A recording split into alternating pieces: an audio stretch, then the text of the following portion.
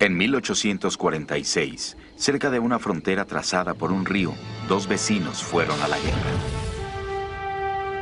La lucha entre Estados Unidos y México empezó cerca del río Bravo. Después penetraría furiosa hasta el corazón de la nación mexicana. Desde las costas del Pacífico hasta la costa de Veracruz en el Golfo, culminando en un ataque final a los salones de Moctezuma en la misma Ciudad de México. Al final, México perdió casi la mitad de su territorio. Utah, Nevada, Arizona, Nuevo México y California.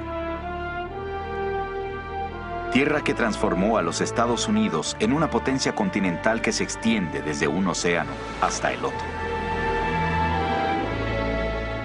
Esta es la historia de una guerra que transformó a un continente y generó una nueva identidad para sus pobladores. Una guerra que causó heridas que aún no han sanado.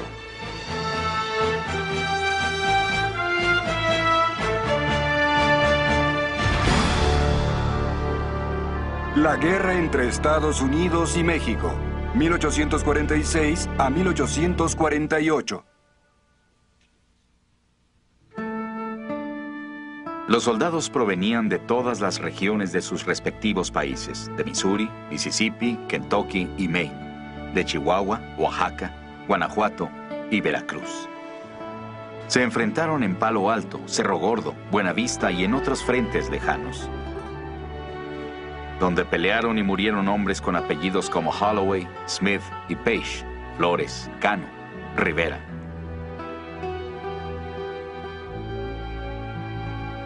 Hubo otros que no eran soldados, gente común obligada a sacrificar todo por la guerra.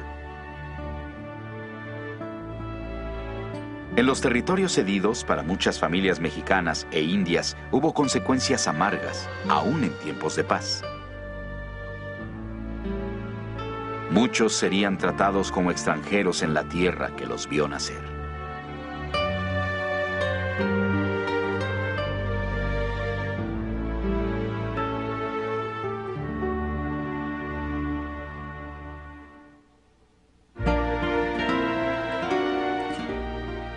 En las postrimerías del verano de 1848, un grupo de 15 escritores, intelectuales, soldados y políticos mexicanos se reunieron cerca de la capital caída para escribir un recuento de la reciente conquista de su país. Uno de esos escritores era un periodista joven llamado Guillermo Prieto, destinado a convertirse en uno de los poetas más admirados de la nación. Prieto y los demás dieron a su obra el título de Apuntes, notas para la historia de la guerra entre Estados Unidos y México. Por primera vez iban a medir sus fuerzas por sostener los derechos de su nación respectiva. Los hijos de dos razas destinadas, al parecer por el Ser Supremo para destrozarse así, en el antiguo como en el nuevo continente. Guillermo Prieto. Es un grupo de mexicanos que se reconocen que no habían hecho las cosas bien. Pero que la derrota militar no significaba una derrota moral. Que de esa experiencia tenían que sacar lecciones para salvar al país, para consolidar al país. En los Estados Unidos, soldados, periodistas, artistas e historiadores publicaron sus propios relatos de la guerra con México. Algunos vieron en la victoria una prueba de que su país era una república modelo que gozaba del favor de Dios. Otros cuestionaron que el territorio valiese el sacrificio de los ideales nacionales. Miles de soldados como Stonewall Jackson, Robert E. Lee y Ulysses S. Grant cosecharon experiencias que mucho les servirían para enfrentarse unos a otros en la próxima guerra civil.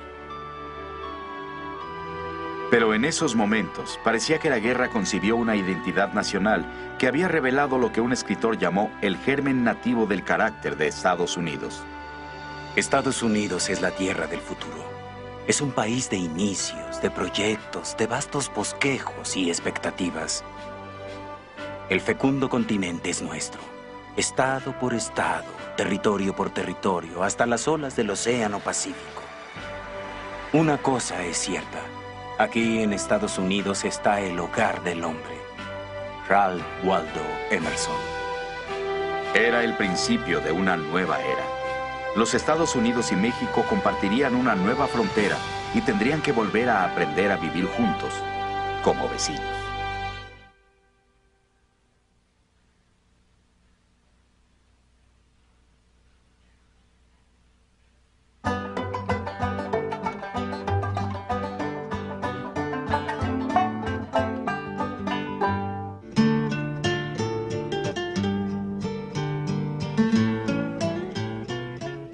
La guerra entre México y Estados Unidos fue un choque de vecinos que no se conocían, dos repúblicas nacidas en mundos aparte.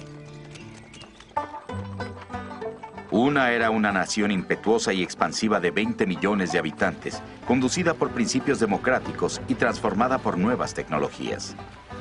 Con frecuencia Estados Unidos era considerada una nación que va hacia adelante, entre comillas, o un pueblo que va hacia adelante con la locomotora casi como símbolo. Todo eso es parte de ese espíritu ilimitado.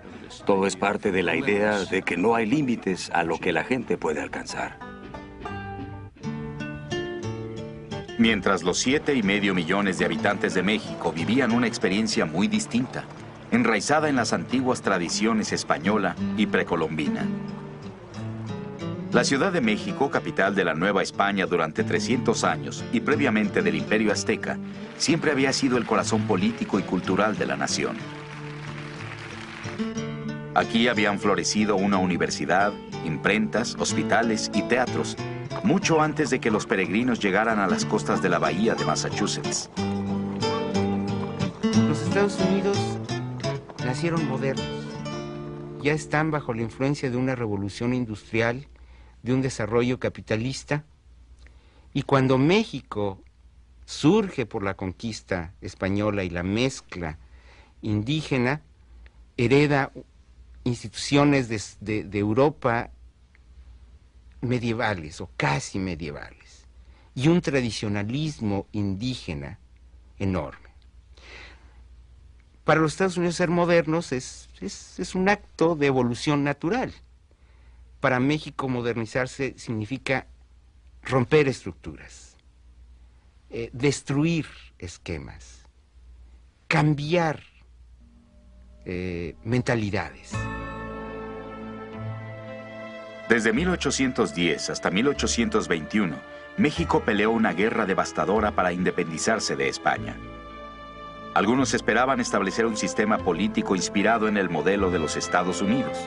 Sin embargo, en los primeros años de la nueva república, reinó el caos. Las constantes luchas de poder entre generales desgastaban al gobierno. En los 27 años transcurridos entre la independencia y la guerra contra Estados Unidos, México viviría 22 cambios de gobierno. En el fondo, el país estaba viviendo una brutal crisis, puesto que se había perdido el sentido de autoridad y de control político, y esto lo hacía sumamente vulnerable.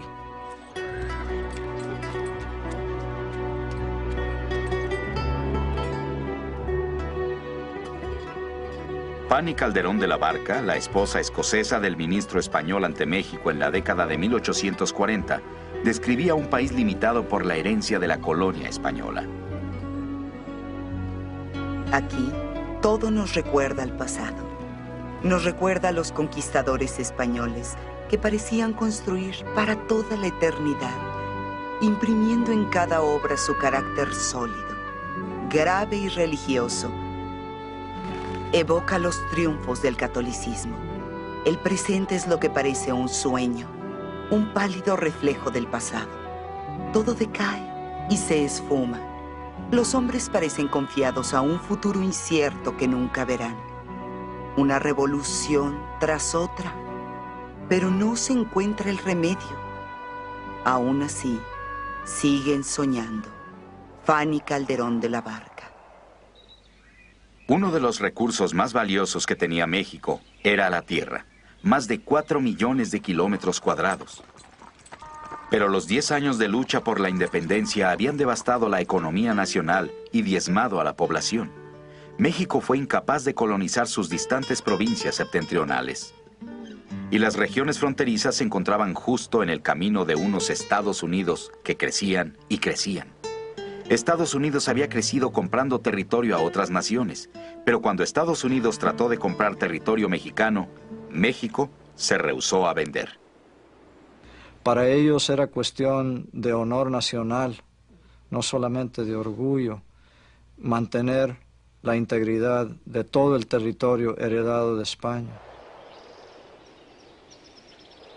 A México, sin embargo, le preocupaba que lo que Estados Unidos no pudiera comprar, lo arrebataría. La soberbia de estos republicanos no les permite vernos como iguales, sino como inferiores.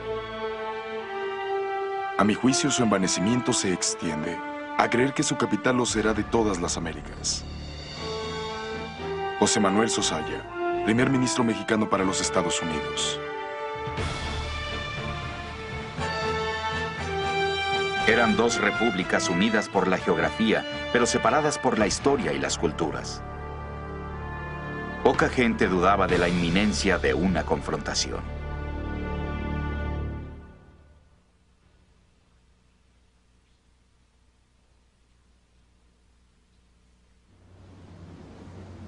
En 1836, México sufrió una herida por la que culparía a los Estados Unidos. La conmoción se inició aquí, en una provincia septentrional mexicana, Texas.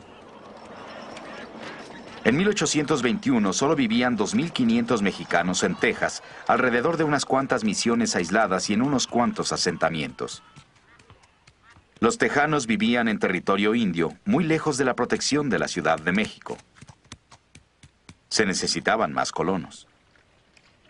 En 1823 el gobierno mexicano tomó una decisión que lamentaría.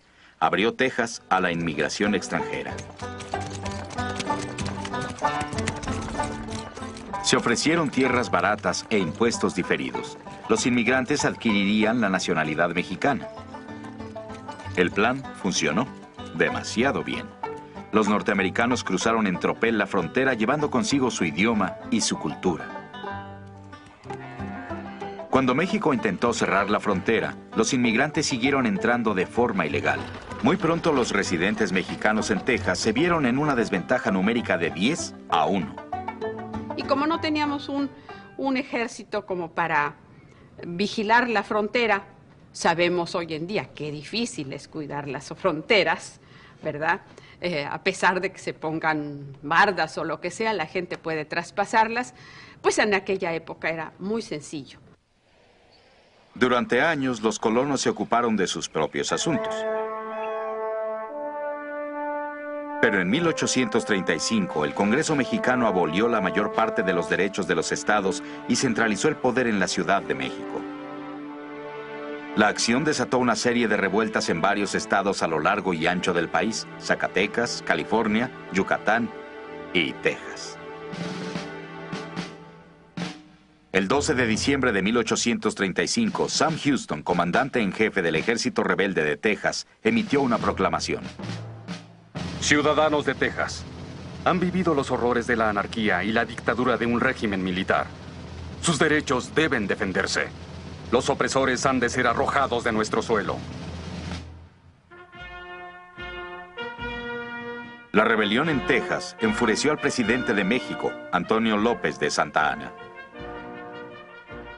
Los extranjeros que hacen la guerra a la nación mexicana, violando todas las leyes, no son acreedores a consideración alguna y por lo tanto no se les dará cuartel. Ellos con audacia han declarado guerra a muerte a los mexicanos y debe correspondérseles de la misma forma. Antonio López de Santa Anna. A sus 41 años, el general Santa Anna era un oficial militar de carrera que había llegado a la presidencia a través de una extraña combinación de ambición, carisma y astucia. El general adoraba los gestos dramáticos. Por eso se encargaría de la rebelión de Texas con sus propias manos. ¡Viva! ¡Viva Santa Anna! Santa Anna y su ejército llegaron a Texas en febrero de 1836. La primera batalla importante se libró cerca de San Antonio, en una misión abandonada conocida como El Álamo. No haciendo caso al consejo de sus propios oficiales, Santa Anna ordenó a sus tropas que tomaran la construcción por asalto. Todos los defensores que estaban dentro perecieron. Pero el ejército mexicano sufrió muchas bajas para una victoria que Santa Anna más tarde consideraría no más que una pequeñez. 2 semanas más tarde, en Goliad, oficiales mexicanos ejecutaron a 340 prisioneros tejanos por órdenes de Santa Anna.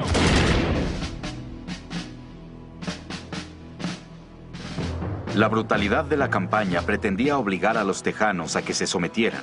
En lugar de eso, recuerden, el Álamo y Goliad se convirtió en el grito de combate en nombre de la venganza. En San Jacinto, no lejos de la costa de Texas, la tarde del 21 de abril fue calurosa y húmeda. Santa Anna confiaba en una victoria. Sus tropas estaban descansando. Súbitamente, las tropas de Sam Houston atacaron el campamento mexicano. La batalla terminó en 20 minutos, pero la masacre continuó hasta que los tejanos habían satisfecho su sed de venganza. Murieron más de 600 mexicanos. Más de 700 fueron tomados prisioneros. Santa Anna intentó escapar, pero fue capturado y llevado frente a Houston. Vestía pantalón de soldado raso. Aún llevaba su camisa de seda. Fue uno de esos momentos que los presentes jamás olvidarían. El nacimiento de la República Independiente de Texas. En México, la pérdida desencadenó una ola de ira contra los Estados Unidos. Les regalamos Texas a los americanos del norte, escribió un general llamado José María Tornel y Mendívil. Después de haberlos acogido en nuestro seno, ellos nos destruyeron. La pérdida de Texas acarrearía inevitablemente la de Nuevo México y las Californias. Y poco a poco se iría menoscabando nuestro territorio hasta quedar reducidos a una expresión insignificante. Nuestra existencia como nación, comprada con tanta sangre, concluiría como esos débiles meteoros que de tiempo en tiempo brillan y desaparecen en el firmamento. General José María Tornel y Mendívil. Para Santa Anna, la pérdida de Texas quedaría para siempre como una marca de humillación y derrota. Como no fui un héroe trágico, en mi infortunio se me llama traidor. La distancia entre uno y otro es inmensa. Deshonrado, Santa Anna regresó a su hacienda. 2 años más tarde sufrió otra pérdida. Una herida de guerra que llevó a la amputación de su pierna izquierda por debajo de la rodilla. El cirujano hizo un mal trabajo y Santa Anna viviría el resto de su vida con dolor. Pero él utilizó su desgracia para apelar a los corazones del pueblo mexicano. Una vez más, se convirtió en presidente de México, solo para ser depuesto una vez más. Al zarpar hacia su exilio en La Habana en la primavera de 1845, ni siquiera Santa Anna podría haber predicho que regresaría al año siguiente para conducir a su patria contra las Fuerzas Armadas de los Estados Unidos.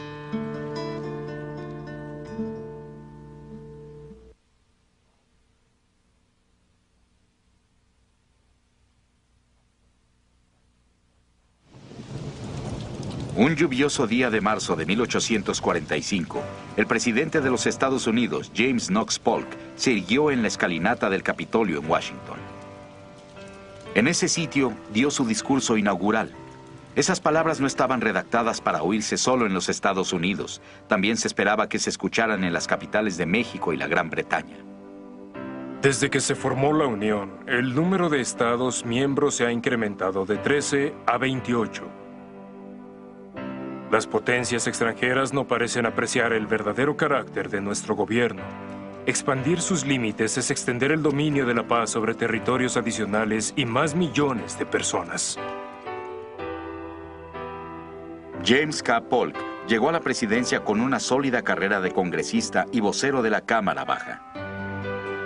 Su esposa Sarah había administrado sus primeras campañas políticas y era muy conocida en la sociedad de Washington por su inteligencia y carisma. En comparación, Polk era considerado falto de sentido del humor y rígido, incluso por aquellos que admiraban la disciplina que ponía en su trabajo. Polk tenía muy desarrollado el sentido del deber y el de la obligación profesional. También tenía una ética de trabajo muy firme. A él le gustaba decir, soy el hombre más trabajador de los Estados Unidos. Muy pocos realmente podían discutir ese punto. Cada noche, Polk registraba meticulosamente los logros de sus días de gobierno en un diario. Ahí se quejaba de que sus días estaban llenos de cazadores de puestos, visitas de niños de escuela, turistas que lo miraban mientras comía. Solo por la noche podía reflexionar sobre lo que había venido a lograr a la Casa Blanca. Los objetivos de Polk estaban influidos por su mentor, Andrew Jackson, cuya filosofía de expansión hacia Occidente había inspirado a toda una nueva generación. Ellos creían que el gobierno debía abrir esas regiones para que los recursos en ellas existentes pudieran ser explotados. Cualquier obstáculo que se interpusiera en el camino de esa explotación, por supuesto, tendría que eliminarse. La visión expansionista podría condensarse en una de las más poderosas frases de la historia de Estados Unidos: el destino manifiesto. Estaban convencidos de que Dios había planeado que toda América del Norte fuera controlada por los estadounidenses. Es algún tipo de proyección temprana de supremacía anglosajona. Hay en ello un elemento de racismo, pero igualmente hay un elemento idealista. Expandir las fronteras de los Estados Unidos era extender el área de la libertad. Esto era un sentimiento común. La República Modelo tenía ciertas obligaciones. Durante su campaña, Polk había exhortado a la anexión de Texas y a la ocupación del territorio de Oregón. Ambos asuntos, sin embargo, ponían a Estados Unidos en riesgo de guerra. México nunca había reconocido la independencia de Texas. Gran Bretaña reclamaba Oregón. Pero la primera crisis diplomática del gobierno de Polk involucraría a México. En febrero de 1845, el Congreso de los Estados Unidos votó por la anexión de Texas. Durante años, México había advertido a los Estados Unidos que una acción de esa naturaleza sería equivalente a la guerra.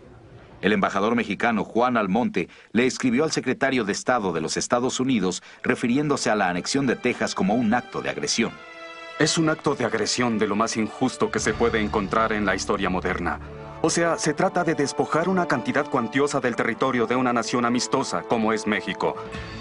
Juan Almonte, carta a Calhoun, 6 de marzo de 1845. A Almonte se le exigió la devolución de su pasaporte, rompiendo de ese modo las relaciones diplomáticas. Los Estados Unidos y México estaban ya un paso más cerca de la guerra.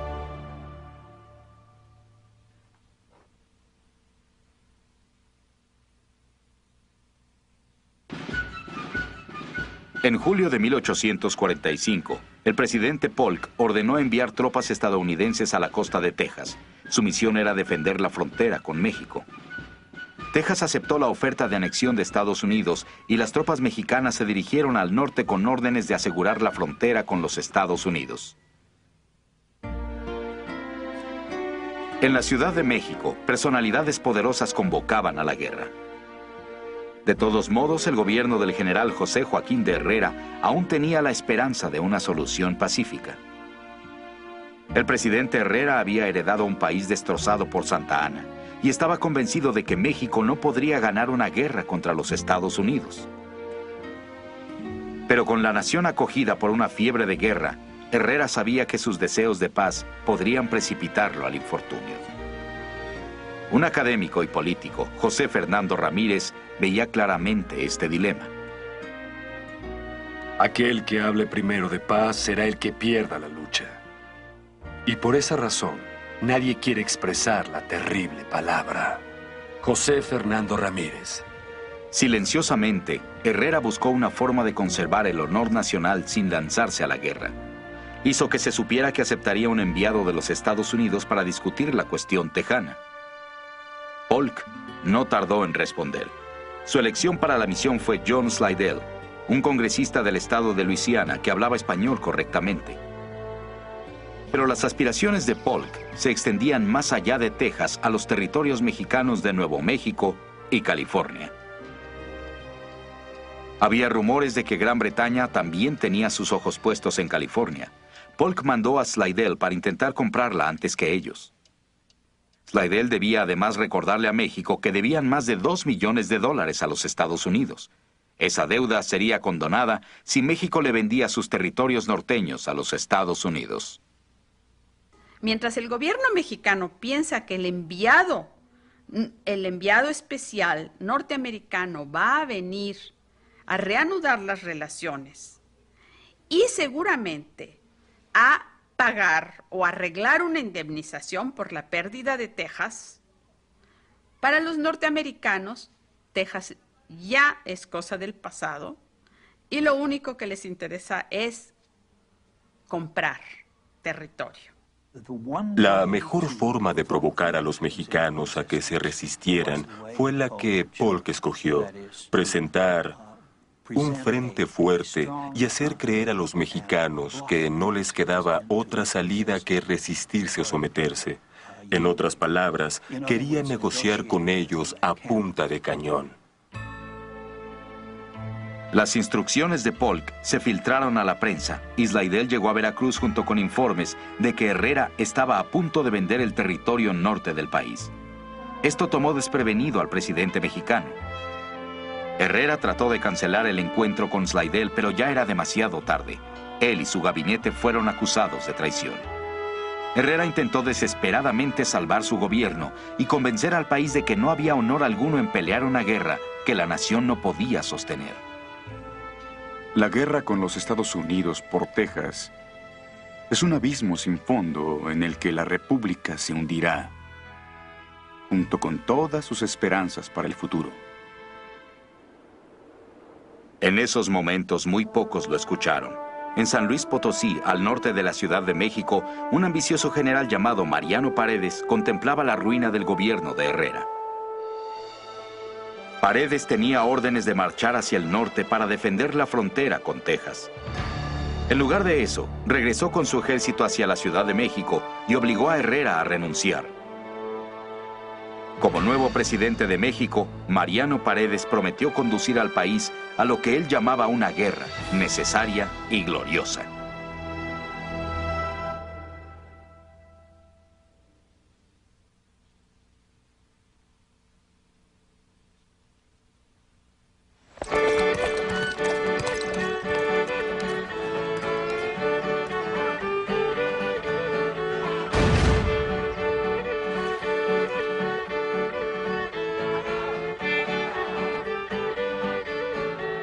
Corpus Christi, 4 de septiembre de 1845.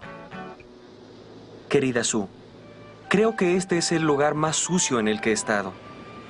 Es casi imposible mantenerse limpios. Llevo una camisa púrpura oscuro de lana. Quizá huela un poco mal después de la segunda semana, pero la fuerte brisa se lleva el olor. Hace apenas un momento que le rogaba a Crittenden que se bañara, pero parece que, como los demás, no tiene ni la mínima compasión por los órganos nasales u ópticos de sus compañeros. Napoleón Dana.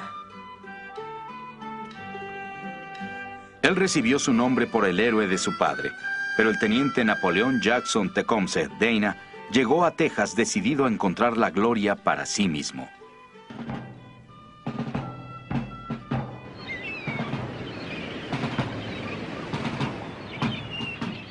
Dana era uno de los 4,000 soldados estadounidenses que acamparon en la playa de Corpus Christi y a lo largo de la ribera del río Nueces. La pequeña guarnición era casi la mitad del ejército de los Estados Unidos. Los soldados recibían sueldos magros. Casi 50% de los hombres enlistados en el ejército eran inmigrantes recientes. Ese ejército no era muy poderoso. Las palabras gran ejército no describían a las huestes de ese tiempo. Pero tenían buenos oficiales. West Point ya estaba empezando a rendir frutos. West Point había sido fundada 43 años antes, pero no se le apreciaba. Siempre estuvo a punto de ser clausurada. En nuestra tradición, siempre encontramos ese temor al militarismo. Y por lo tanto, siempre se tomó toda medida necesaria para evitar que los militares se sintieran demasiado importantes. Las tropas iban bajo el mando de un general originario de Kentucky de 61 años de edad llamado Zachary Taylor. Criado en los extremos de la civilización, Taylor era franco y hablaba directo. El general desdeñaba la pompa y el protocolo militar e ignoraba las reglas concernientes al uniforme militar. Prefería los sombreros de paja, vestía pantalones harapientos y casacas empolvadas. Un hombre dijo que parecía más un viejo granjero en camino al mercado con una canasta de huevos. Pero Taylor se había ganado el respeto por la audacia con la que luchó con sus hombres 5 años antes durante la guerra contra los indios Seminola en la Florida. Sus soldados, que admiraban tanto su bravura como sus maneras caseras, lo conocían como el viejo rudo y alerta.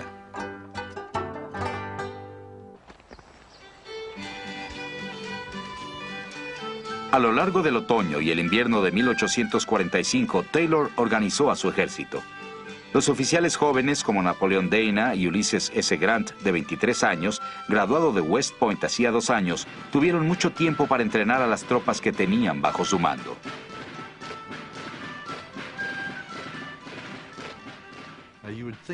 Cualquiera creería que en un país en el que tantos ciudadanos eran hombres de las fronteras, uno podría reunirlos a todos y con ello ya se tendría un ejército. Pero sucede que las técnicas de supervivencia usadas en las fronteras incluyen huir cuando la situación así lo pide. Incluyen independencia y confianza en sí mismos. Claro que esas son grandes virtudes, pero cuando se trata de un ejército, lo que uno quiere es que la gente haga lo que se le ordena. Y si se les ordena mantener una posición a cualquier costo, incluso con sus vidas, deben hacer precisamente eso y no moverse. Por supuesto que exige disciplina y mucho trabajo. Un graduado de West Point, llamado Samuel Ringgold, aprovechó ese tiempo para adiestrar implacablemente a sus unidades de artillería ligera, un cuerpo marcial sorprendentemente ágil que los soldados llamaban la artillería voladora. En batalla todos sabían que Taylor prefería la infantería, confiando en la eficiencia brutal de la bayoneta. El mayor Ringgold esperaba ansioso una oportunidad para probar lo que valían sus hombres, y el teniente Dana estaba harto de aguardar. Querida Sue, si México nos declara la guerra, creo que el general Taylor quiere marchar contra Matamoros. Si hace eso, habrá que esperar que no nos den una paliza. Tenemos un gran desfile militar aquí, pero vemos mucho más de la pompa de la guerra que de su gloria. Desearía ya haber cosechado mi gloria y estar en camino a casa, pero no queda más que esperar y ver lo que el señor Polk va a hacer. Napoleón Dana.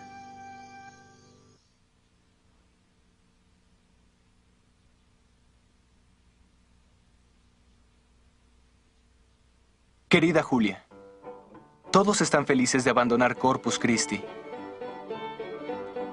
Esperamos que nuestras tropas, tan cerca ya de la frontera con México, puedan decidir rápidamente esta cuestión fronteriza.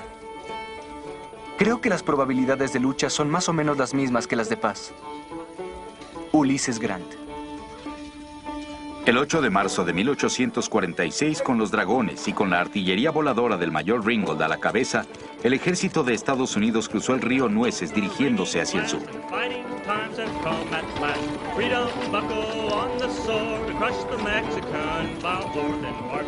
Con el fracaso de la misión de Slidell, Polk había ordenado a Taylor que tomara una posición en el río Bravo, que los estadounidenses llamaban Río Grande, en la orilla opuesta a la ciudad de Matamoros. Evidentemente, esta decisión enfurecería a los mexicanos.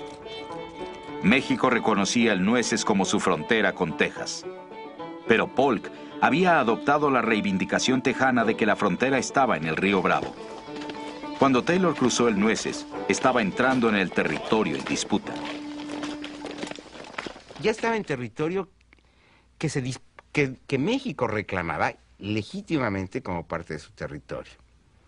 Y si bajaba hasta el río Bravo y cruzaba el río Bravo, ya estaba en territorio que ya ni siquiera estaba en disputa. Era territorio mexicano. A fines de marzo, los primeros soldados de Zachary Taylor llegaron a la ribera norte del río Bravo. Del otro lado del río, en Matamoros, una muchedumbre de soldados y civiles mexicanos observaban cómo las tropas estadounidenses irguieron una asta bandera e izaron las barras y las estrellas. Los soldados del Ejército del Norte se irritan al observar el insulto del enemigo. Por primera vez ondeaba orgulloso aquel pabellón enfrente de nuestras fuerzas, como tomando posesión de lo que por derecho propio nos pertenecía. José María Iglesias. Las tropas estadounidenses se dieron a la tarea de construir un fuerte que llamarían el Fuerte Texas. Por 3 semanas, la tensión se incrementaba a medida que los ejércitos de Estados Unidos y México se miraban las caras por encima del río Bravo. Estamos preparados para atacar en cualquier momento. Frecuentemente dormimos vestidos. Los dos bandos parecen estar en alerta constante.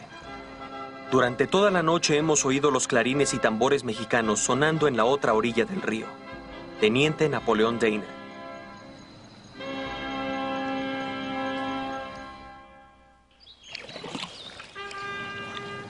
A medida que se reunían más tropas mexicanas en Matamoros, algunos observadores europeos predijeron una rápida victoria de México. El ejército regular de México era 3 veces mayor que el de los Estados Unidos. Pero las filas estaban repletas de huestes inexpertas, campesinos e indios obligados al servicio militar mediante las llamadas cuotas de sangre. El ejército tenía su élite, entre los que se contaban lanceros elegantemente uniformados, cuyo talento ecuestre era comparable a su valentía. Pero las tropas carecían de un cuerpo de oficiales bien entrenados y las estrategias militares mexicanas no habían cambiado desde los tiempos de la colonia. El 24 de abril se rompió la encrucijada del río Bravo al llegar nuevas tropas a Matamoros comandadas por el general Mariano Arista. Ese mismo día, Arista ordenó a 1,600 soldados que cruzaran el río Bravo.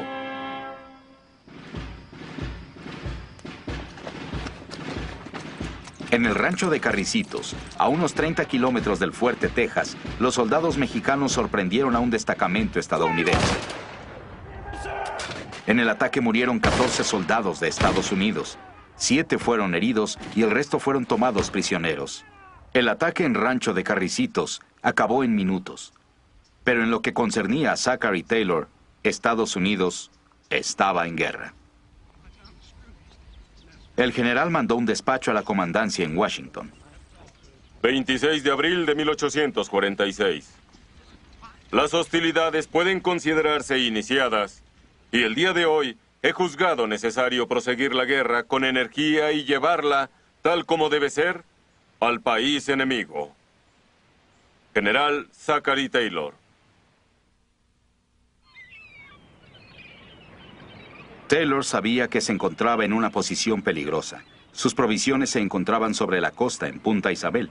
La supervivencia del ejército dependía de protegerlas. El general se dirigió a Punta Isabel con 2,000 soldados, dejando una tropa de 500 hombres para defender el Fuerte Texas, con órdenes de pelear hasta el último hombre. La artillería mexicana en Matamoros inició una barrera de fuego continua sobre el Fuerte Texas. Los cañonazos se oían hasta Punta Isabel. El teniente Ulises Grant recordó aquel terrible estruendo. Mientras nosotros descansamos sobre la playa, podía oírse claramente la artillería sobre el Fuerte Texas. La guerra había comenzado.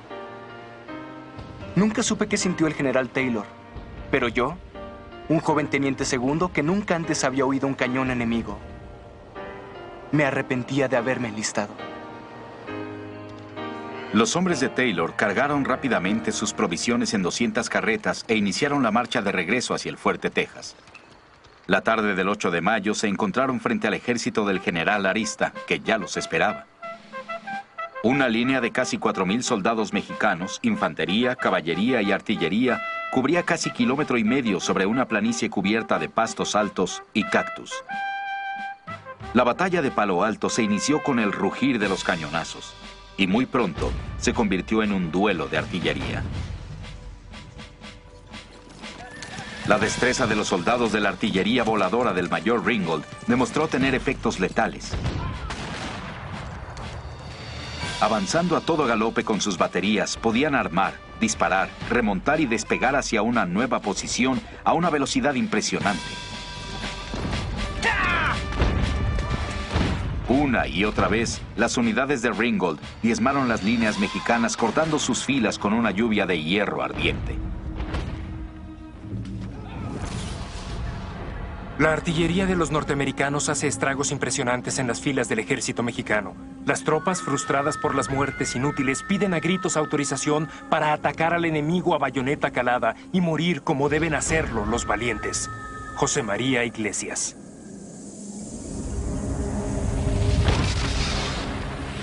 Pero los oficiales de Arista ordenaron a sus tropas que mantuvieran la posición. Eso hicieron y les costó muchas vidas.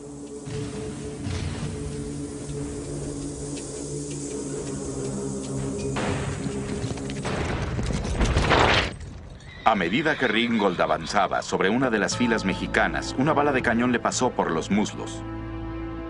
La herida fue horrenda y el mayor agonizó durante 3 días antes de morir.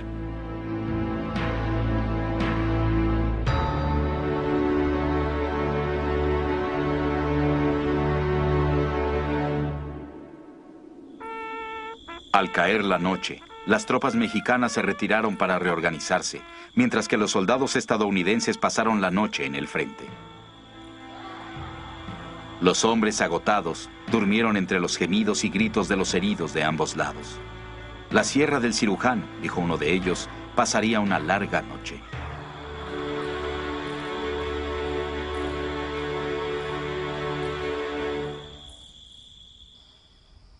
Durante la noche, el general Arista ordenó a su ejército que se replegara a una nueva posición en Resaca de La Palma, el lecho de un río seco que cortaba el camino hacia el fuerte Texas. Arista había hecho una buena elección. Una barrera natural de maleza espesa y espinosa cubría el lecho del río.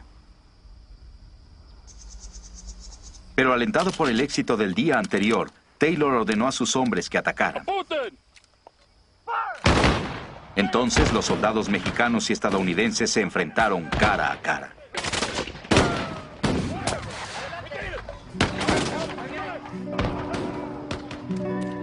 Abrumadas, las inexpertas tropas mexicanas cayeron presa del pánico y huyeron hacia el río Bravo, buscando resguardo en la otra orilla.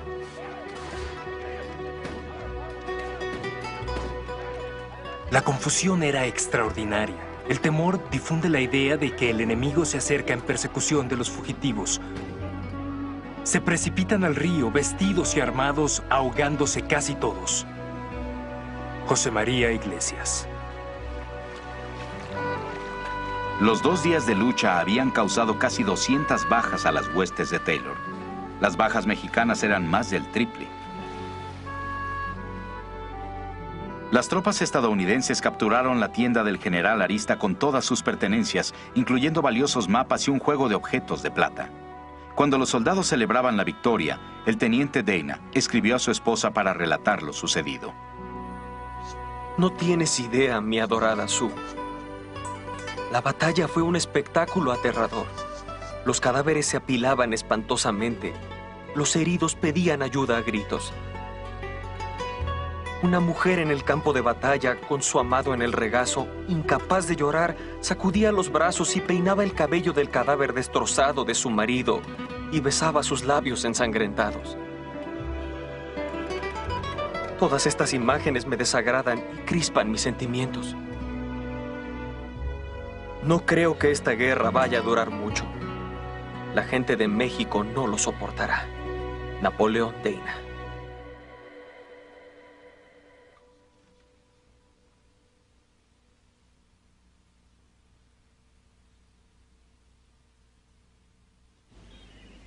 En Washington, el domingo 9 de mayo, ignorando aún los eventos violentos de Texas, el presidente Polk y su gabinete discutían las medidas a tomar respecto a México. Todos estaban de acuerdo en que si las fuerzas mexicanas en Matamoros cometían cualquier acción hostil contra las fuerzas del general Taylor, yo debía enviar en el acto un mensaje al Congreso recomendando una inmediata declaración de guerra. De hecho, Polk ya había empezado a redactar un mensaje de guerra. El presidente estaba frustrado por el fracaso de la misión Slidell. Esperaba que una declaración de guerra presionaría a México para resolver la disputa fronteriza de Texas y vender sus territorios del norte. A las 6 en punto, esa misma tarde, Polk recibió las noticias que requería para convencer al Congreso. Era el informe de Taylor, describiendo el ataque de los mexicanos sobre su destacamento en el rancho de Carricitos 2 semanas antes. Esa noche y durante todo el domingo, el presidente se afanó en completar su llamado a las armas. Tras repetidas amenazas, México ha cruzado la frontera de los Estados Unidos y derramado sangre de nuestros nacionales sobre nuestro suelo. Dado que la guerra ya es una realidad, a pesar de todos nuestros esfuerzos por evitarla y dado que existe por actos de México mismo, estamos obligados por cualquier consideración de deber y patriotismo a reivindicar el honor, los derechos y los intereses de nuestra patria. El mensaje de guerra de Polk fue vitoreado por los expansionistas del Congreso y atacado por una oposición pequeña pero firme. Algunos acusaron a Polk de haber abusado de la autoridad de su cargo por haber iniciado una guerra sin la aprobación parlamentaria. Otros se oponían a la guerra por estar en contra de la esclavitud. Temían que cualquier territorio arrebatado a México añadiría más territorio esclavista a la Unión Americana. Los argumentos usados por los demócratas de Polk eran que es necesario apoyar a esas tropas, han sido atacadas por México y es nuestra obligación enviarles provisiones, además de enviar refuerzos. Y ya que hay que hacer eso, es mejor declarar la guerra de una vez. A fin de cuentas, el Congreso autorizó $10 millones y 50,000 voluntarios. Era una asignación pequeña, pero histórica. Por primera vez, miles de soldados norteamericanos serían enviados a combatir sobre suelo extranjero.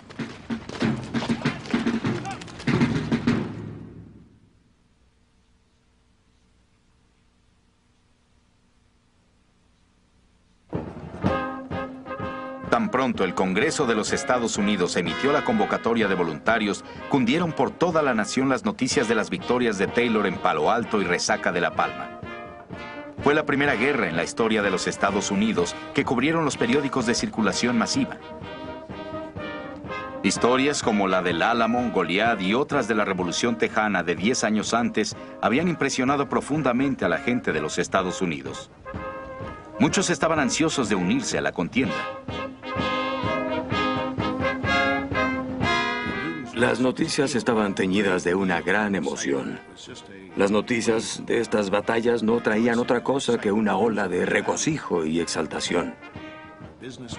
Se suspendieron actividades, se cerraron los comercios, la gente salía a las calles a celebrar y, por supuesto, tendría un efecto directo en el reclutamiento de voluntarios. Ahora los voluntarios inundaron las oficinas de reclutamiento en números que excedían por mucho las cuotas solicitadas.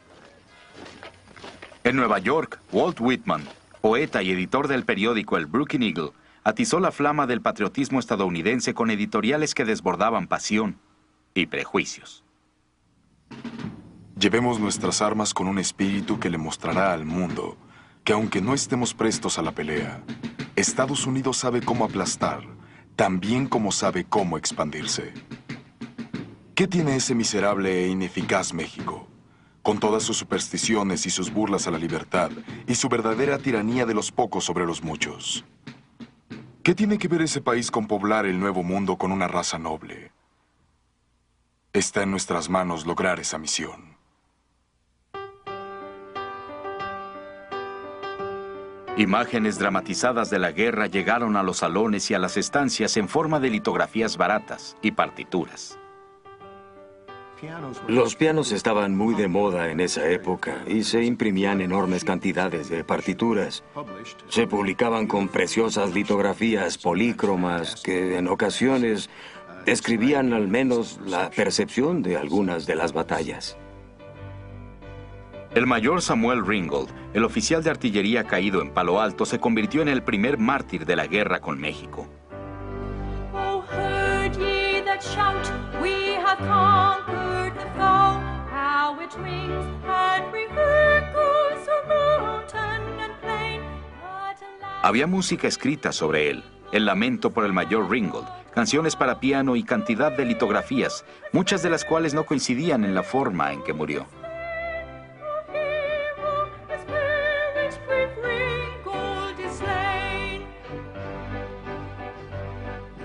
Había una sed de héroes. Se tenía la idea de que la guerra con México había iniciado una era heroica que ayudaría a fortalecer y a avanzar a la República modelo a los ojos del mundo. Ringgold tuvo la buena suerte de que lo mataran en la primera batalla. Jóvenes que nunca habían vivido una guerra se imaginaban a sí mismos continuando la tradición gloriosa de los padres fundadores de la República. Muchos vestían uniformes diseñados por ellos mismos, llevaban sus propios caballos y elegían a sus propios oficiales. Al igual que muchos hombres con conciencia civil, Jefferson Peak, de 45 años de edad, originario de Varsovia, Kentucky, organizó su propia compañía de voluntarios. Peak fue a la guerra dejando a su esposa y a sus 7 hijos para atender la granja familiar. Queridos hijos, todos deben tratar de comportarse bien y deben dar alimento y sal a la vaca 2 veces al día. Díganle a Saraan que saque al sol todos los días las cerezas y las frambuesas de mamá y que las meta otra vez por la noche. Wallace y Jeff, mis queridos hijos, vean que también pueden conducirse. Seguiré siendo su querido padre hasta la muerte.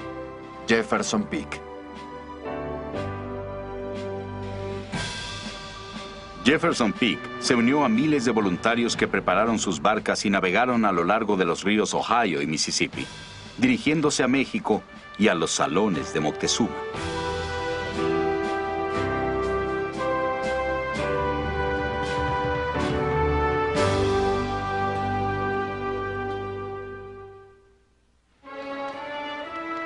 En México, la afirmación de Polk despertó cólera e incredulidad. Era increíble que Polk afirmara que México había iniciado la guerra. Los mexicanos estaban defendiendo su casa. Los que estaban metiéndose en el territorio que era ajeno eran los americanos. México nunca declaró la guerra a los Estados Unidos. El gobierno mexicano hizo una declaración de la necesidad de defender el territorio nacional. Ni un solo miembro del ejército mexicano estuvo jamás en territorio norteamericano. Ni siquiera en las batallas de Palo Alto y Resaca. Ese era territorio en disputa.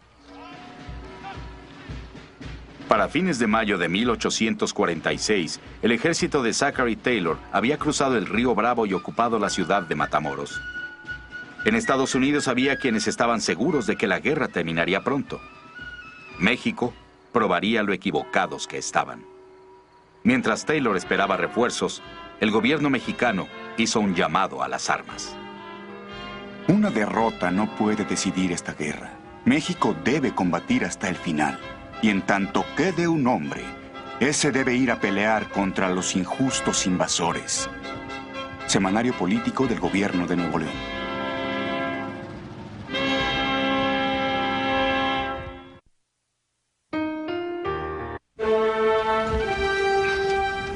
Para la primavera de 1846, una disputa fronteriza entre Estados Unidos y México se había convertido en guerra. En los ensangrentados frentes tejanos de Palo Alto y Resaca de La Palma, las tropas estadounidenses empujaron al ejército mexicano hacia el sur del río Bravo. A fines de junio, un segundo ejército norteamericano marchó hacia el oeste. La guerra barrería todo el ancho continente. Llegando a la remota frontera de México, a los territorios de Nuevo México y California, nada detendría a ese ejército excepto el Océano Pacífico. La lucha por esos lejanos dominios cambiaría para siempre la vida de su gente. Muchos se verían obligados a aceptar una nueva identidad bajo una bandera extranjera. Otros elegirían luchar hasta la muerte. Meses después, ese mismo año, las tropas de Estados Unidos atacarían la capital de una provincia septentrional mexicana, la ciudad de Monterrey. Por primera vez los mexicanos se verían forzados a defenderse calle por calle y casa por casa. La guerra entre los Estados Unidos y México, 1846-1848.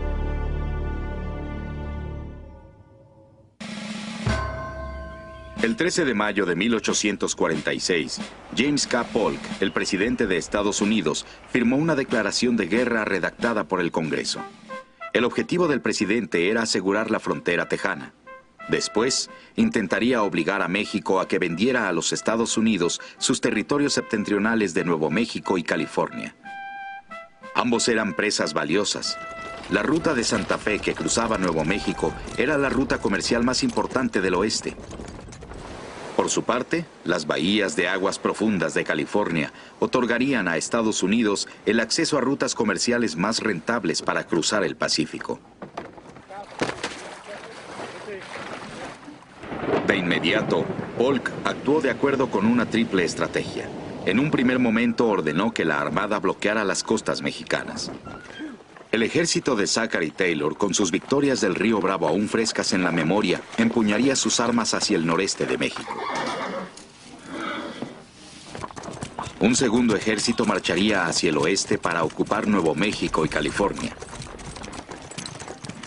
Si México se negaba a vender sus territorios remotos, Polk los tomaría por la fuerza. En el fuerte Leavenworth, en el actual estado de Kansas, más de 1,600 soldados estadounidenses, incluyendo a 1,000 voluntarios de Missouri, se preparaban para dirigirse hacia el oeste por la ruta de Santa Fe. El ejército del oeste estaba bajo el mando del coronel Stephen W. Kearny, un oficial de carrera rudo y disciplinado que contaba con más de 30 años de experiencia en las planicies occidentales. Las órdenes de Kearny disponían que marchase 1,500 kilómetros desde el fuerte Leavenworth hasta Santa Fe y que ocupara Nuevo México. Desde Santa Fe habría de continuar otros 1,600 kilómetros hacia California. Ahí se uniría a los navíos de guerra que Polk había enviado y ocuparía California también. El objetivo era conquistar medio continente y Kearny estaba presto a comenzar. A finales de junio, en 1846, ordenó a sus hombres marchar hacia el ocaso.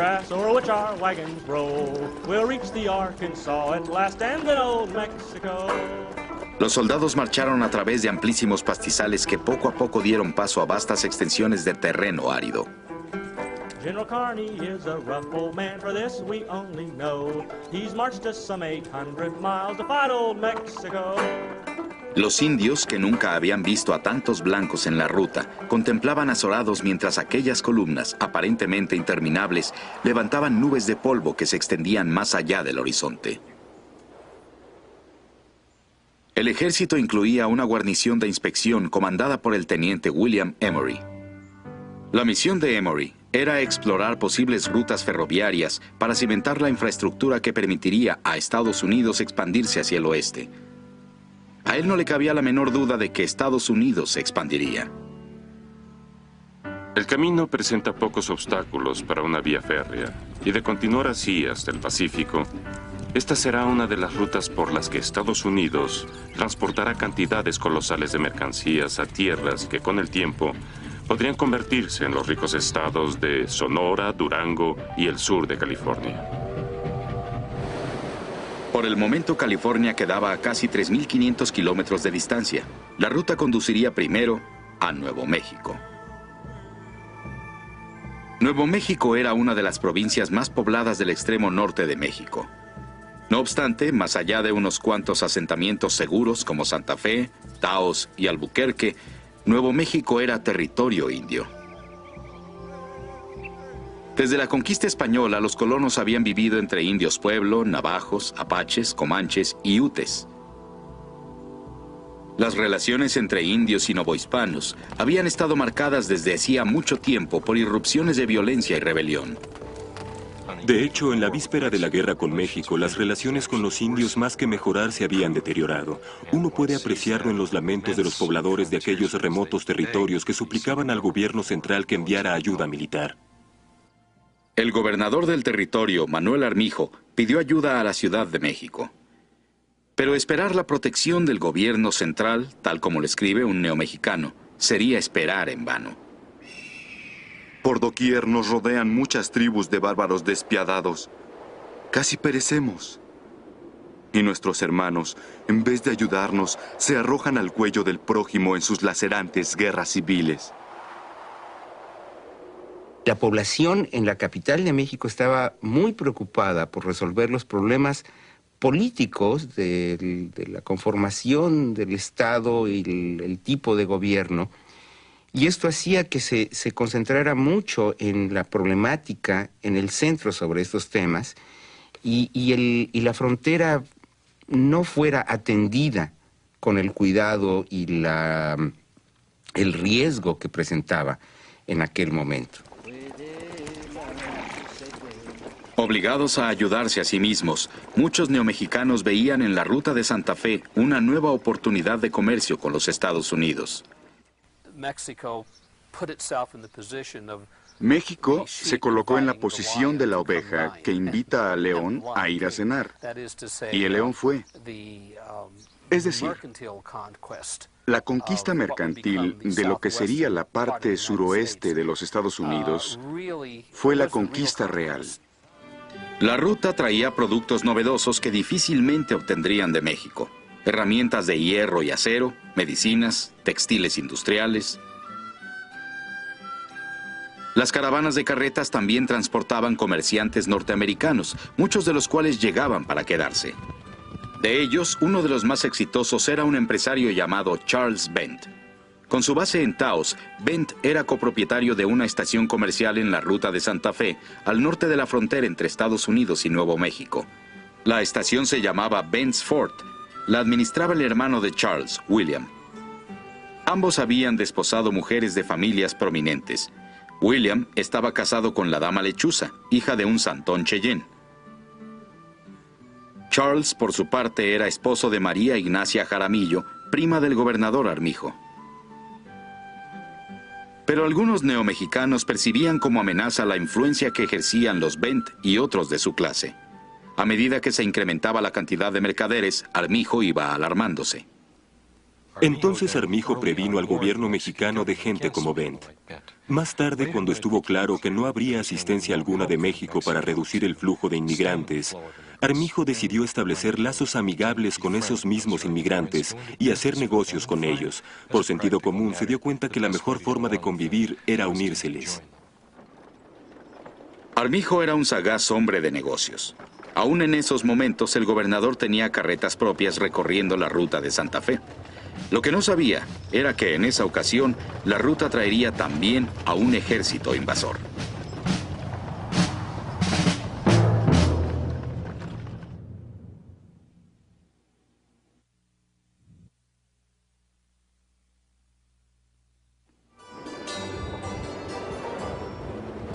El 29 de julio de 1846, las huestes de Kearny arribaron a Bent's Fort. 1,600 hombres y más de 20,000 animales atiborraban la plaza del fuerte y se esparcían a lo largo y ancho de la planicie adyacente. En un piso superior, una joven llamada Susan McGoffin yacía enferma en su lecho. El señor McGoffin y su mujer iban en camino a Chihuahua con un carromato lleno de mercaderías. La guerra los había alcanzado y McGoffin estaba inquieto con la conmoción que reinaba en el exterior. Julio 30 de 1846. Los herrajes de los caballos, el rebuznar de las mulas y el llanto de los niños, los gritos y las riñas de los hombres bastan para provocarme una jaqueca. El fuerte está a reventar. El coronel Kearny ha llegado y parece que el mundo entero lo acompañará. Kearny permitió a sus tropas que descansaran durante 3 días. Los soldados habían marchado más de 1,000 kilómetros bajo el sol ardiente y el polvo lacerante. Ahora podrían beber julepes de piloncillo y whisky hecho en Taos.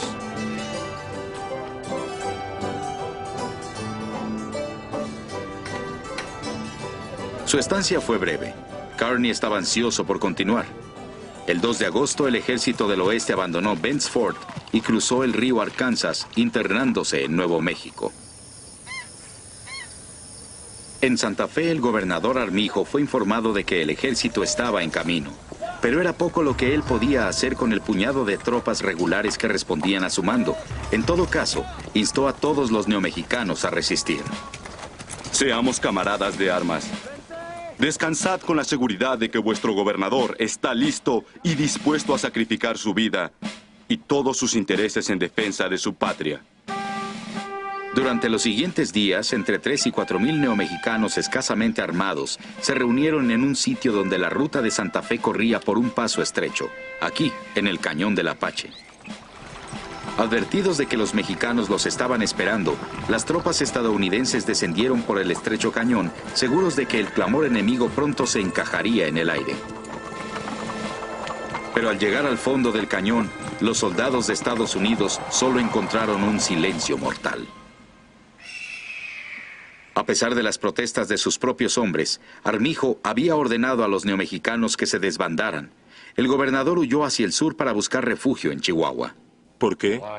Es uno de los grandes misterios, pero seguramente parte del cálculo debe haber sido que sus fuerzas no estaban particularmente bien armadas. Muchos de los neomexicanos peleaban contra los indios con arco y flecha. Las tropas de Kearny cruzaron el Cañón del Apache sin enfrentar obstáculo alguno. Esa misma tarde entraron a Santa Fe. A través de ventanas tapiadas, miles de ojos negros contemplaban la columna de reclutas, algunos plenos de placer, otros llenos de lágrimas. En efecto, los ciudadanos deben haber acogido sentimientos extraños. Todo su destino futuro se tornaba vago e incierto. Sus nuevos gobernantes eran ajenos a sus costumbres, a su idioma y a sus hábitos. Richard Elliot, San Luis Reveille. En la plaza, el corazón de la ciudad, los soldados estadounidenses izaron la bandera de las barras y las estrellas sobre el Palacio de Gobierno. Kearny leyó una proclamación que había revelado en todos los pueblos del camino. Entonces, el gobernador sustituto de Nuevo México respondió: No os resulte extraño que falten manifestaciones de júbilo y entusiasmo al ver esta ciudad ocupada por su regimiento. Hoy feneció para nosotros el poder de la República Mexicana. Sin importar su condición, era nuestra madre, Juan Bautista Vigilia Larid. Con la ocupación en curso, Kearny se hizo a la tarea de establecer un gobierno provisional. Una de sus primeras obligaciones era reunirse con una delegación de indios pueblo. Siglos antes, los pueblo habían recibido a los españoles con curiosidad y hospitalidad. Pero cuando llegaron los norteamericanos, creo que hubo una relación diferente con los blancos, por oposición a los mexicanos hispanos. La relación entre los mexicanos y los nativos ya estaba impregnada de atrocidades, guerra y avaricia, si se quiere. Creo yo que para cuando llegaron los estadounidenses, existía una gran desconfianza, con toda la razón.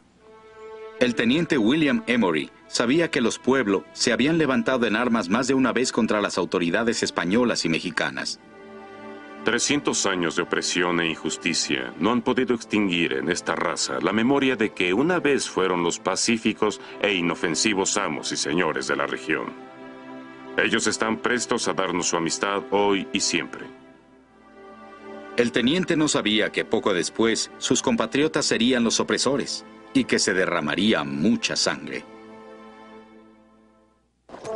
Hacia fines de septiembre de 1846, Kearny se encaminó a California con una compañía de dragones y con la guarnición de inspección del teniente Emory. Antes de partir, Kearny designó gobernador territorial de Nuevo México a Charles Bent. La decisión encolerizó a muchos neomexicanos. Mucha gente que había estado ahí por mucho tiempo y cuyas familias eran muy influyentes, creían que aunque no hubieran recibido a los norteamericanos con los brazos abiertos, tendrían un sitio en el nuevo régimen. No obtuvieron este sitio y hubo un enorme resentimiento. Simultáneamente, mucha gente está orgullosa de su herencia hispana y consideran a los norteamericanos como un pueblo relativamente inculto que llega y ocupa sus tierras. La resistencia contra el nuevo gobernador se iba generalizando. En Taos, la gélida noche del 19 de enero de 1847, Charles Bent estaba en casa con su familia. De pronto, un tumulto de rebeldes neomexicanos e indios pueblo derribaron la puerta a patadas. Confiando en que la gente de su patria adoptiva lo tenía en alta estima, Bent intentó aplacar a los intrusos. Su hija Teresina tenía solo 5 años en esos días. Más tarde, ella recordaría lo ocurrido aquella noche. Mi padre les dijo: ¿qué daño os he causado? Cuando habéis acudido a mí por ayuda, os he auxiliado a vosotros y a vuestras familias. Sí, así fue, pero esta es la hora en que habrá de morir, pues no habrá norteamericano alguno que nos gobierne. Después de eso, empezaron a disparar sus flechas y sus armas de fuego. Una vez herido de muerte, la muchedumbre lo escalpó vivo. El ánimo de la revuelta no tardó en esparcirse por toda la región. Los rebeldes incendiaron comercios y moradas. Se torturó y aniquiló a todo ciudadano estadounidense y a cualquier sospechoso de simpatizar con ellos. El padre Antonio José Martínez, un popular párroco y maestro, abrió su hogar a familias aterrorizadas en busca de un refugio contra esa violencia. Martínez exhortaba a finalizar el derramamiento de sangre, pero la revuelta cobraría aún muchas vidas más. El 3 de febrero, el coronel Sterling Price y sus tropas estadounidenses arribaron al pueblo de Taos, donde se habían acantonado 700 rebeldes con sus familias. Quizá había un gran temor en esos momentos, pero también había un sentimiento de que podrían repeler a esas huestes. La batalla comenzó con un golpe de artillería.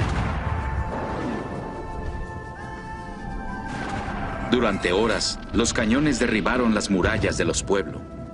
En el interior, muchos buscaron el cobijo de la iglesia, que estaba bien defendida. Pero al segundo día, los soldados estadounidenses vencieron los muros de la iglesia y dispararon cañones a través de las grietas. Los dragones prendieron fuego al tejado. Los gritos de los heridos retumbaban hasta las montañas. Algunos escaparon hacia el campo abierto, donde fueron alcanzados a caballo y aniquilados. Los presentes aseguraban que el arroyo que cruza el asentamiento pueblo fluía rojo por la sangre. Al concluir la conflagración, el coronel Price informó de 150 neomexicanos e indios pueblo caídos. Las bajas estadounidenses fueron 7 muertos y 45 heridos. Price no tardó en someter a juicio a los rebeldes. 15 acusados fueron sentenciados a muerte, uno de ellos por alta traición. El padre Martínez calificó aquellos procesos de pavorosos y apeló al coronel Price para que se hiciera justicia. El fiscal y el abogado defensor no hablan más que inglés, sin explicar en castellano a los inculpados la desgracia de su condena. Finalmente ignoro si es digna de mención la calidad del jurado, una banda de ignorantes movidos por la pasión. Padre A. Martínez. Desde las azoteas, la población de Taos vio cuando condujeron a los condenados a la horca. Louis Gerard, un joven aventurero de los Estados Unidos, ayudó a bajar los cuerpos. No hay nada de malo en ejecutar a los asesinos, escribió. Pero colgar por traición a un hombre al levantarse en defensa de su patria, eso sí, opina, es una maldita atrocidad.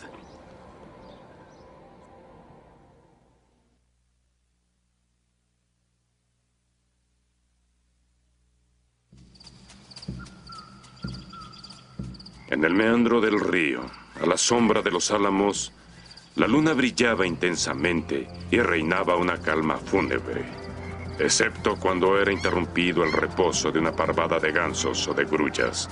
Teniente William Emory.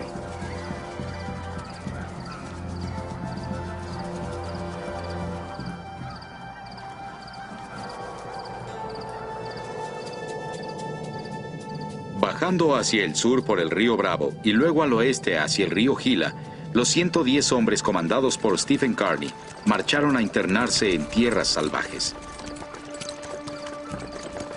Kit Carson, un legendario trampero de Taos, servía de guía a la pequeña guarnición. Carson se los había advertido: la jornada será tortuosa. Hacia el final, los hombres estarían al borde de la inanición. El teniente Emory se preguntaba si sobrevivirían, incluso mientras medía fríamente la topografía de un extraño nuevo mundo. Al recorrer solitario las colinas, me impresionó el hecho de que ni un solo objeto ahí, animal, vegetal o mineral, tenía la menor semejanza a los productos de alguno de los estados de la Unión, a excepción de los álamos. Emory estaba fascinado por lo que denominó la perfecta calma y quietud del paisaje. Para los pueblos nativos que pronto se encontraría, esta era tierra sagrada. Casi todos los indios, y en particular algunos de los indios del sudoeste, tienen una relación religiosa muy profunda con sus tierras. Sus dioses viven en la tierra misma. Para muchos pueblos nativos de América, la historia como nosotros la entendemos es función tanto del espacio como del tiempo.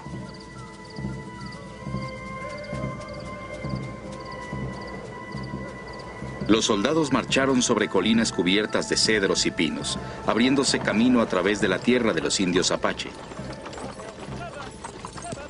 Según escribe Emory, los apaches que se encontraron vieron a los soldados estadounidenses como aliados. Por generaciones, los apaches y los españoles se habían hecho la guerra. En aquel entonces, el gobierno de México pagaba grandes sumas por cada cabeza apache. Uno de los jefes dijo con vehemencia: ya tomaron Nuevo México y pronto tomarán California. Entonces, ¿por qué no seguir y tomar Chihuahua, Durango y Sonora? Cuenten con nuestra ayuda. Los mexicanos son unos bribones. Nosotros los odiamos y los mataremos a todos. Los indios americanos habían logrado mantenerse autónomos, balanceando a una potencia colonial contra la otra. Por supuesto, el problema de que Kearny ocupara el sudoeste de lo que hoy es Estados Unidos era que ese balance desaparecería. Y entonces los indios se encontrarían a merced de los estadounidenses, cosa que en muchas instancias demostró ser un verdadero desastre. Para las tribus del oeste, el paso de Kearny sería señal del inicio del capítulo más amargo y trágico de su historia. Pero en aquel entonces, bajo ese cielo distante, los hombres de Kearny no parecían tan amenazadores. Más allá del río Colorado, allende las ciudades abandonadas, allende los campos de cultivo de las tribus Pima y Maricopa, más allá de las tierras desérticas de los indios Mojave, a cada fatigoso paso, los soldados estadounidenses empujaban la frontera más y más hacia el oeste, hacia California.